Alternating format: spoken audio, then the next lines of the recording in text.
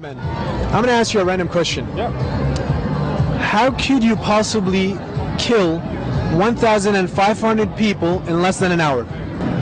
Gas? No. Chemical warfare, air raids. I can't.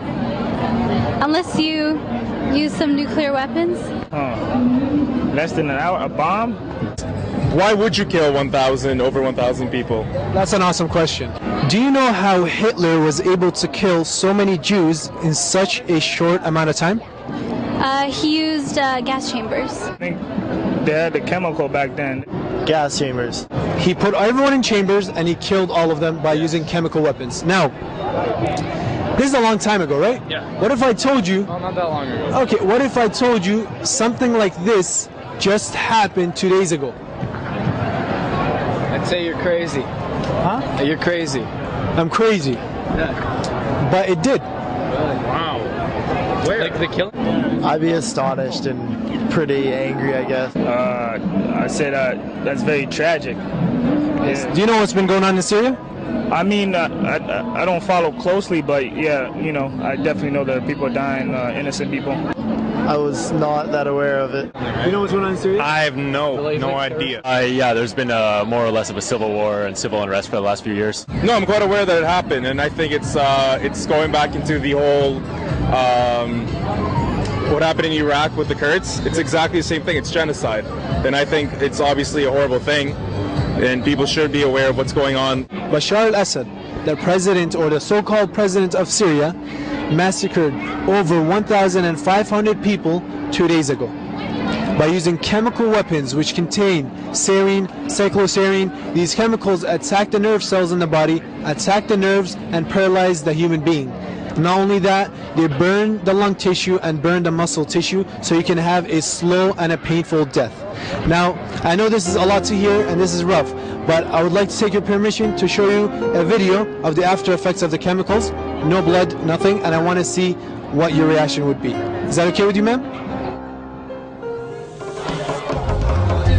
وحميت الثورة بدراعي وقدمت الدم هديتي صامت يا حمص شراعي واصل من الحرية وصفوا شعبك ظنوا مات يسطر بالدم حكايات أسطورة حجر وحارات من بابا عمرو للخلدية من بابا عمرو للخلدية من بابا عمرو للخلدية.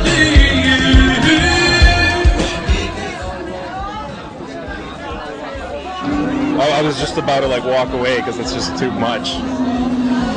To me, at least, that he's a bit desperate, because it's the same thing as nuclear weapons, for example. You don't use them until basically you're beaten to the ground. I guess it shows that the end may be near, hopefully. He is killing. He's absolutely a monster. He's worse than a Hitler, I can say. And I have nothing to do with Syria, but humanity is calling me to intervene, to say something which is absolutely the right thing to do. You think something like this is legal? No, of course not. The countries that possess the veto power, what do you think they're doing about this now? Nothing. I'm guessing nothing. Russia and China have been supporting Bashar al-Assad for the past 2 years, ma'am. And do you know how many people have been killed in the past 2 years? In the past 2 years, over 100,000 people have been killed by Bashar al-Assad's forces. What do you say about that? In a Canadian comparison, that's like Southern Ontario being wiped out.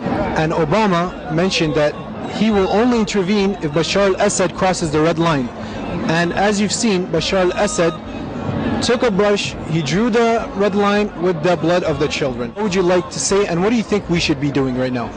I'd say we gotta help them out. Like, Obama's gotta start doing something. We gotta do something. Donating and keep supporting Syria, making dua.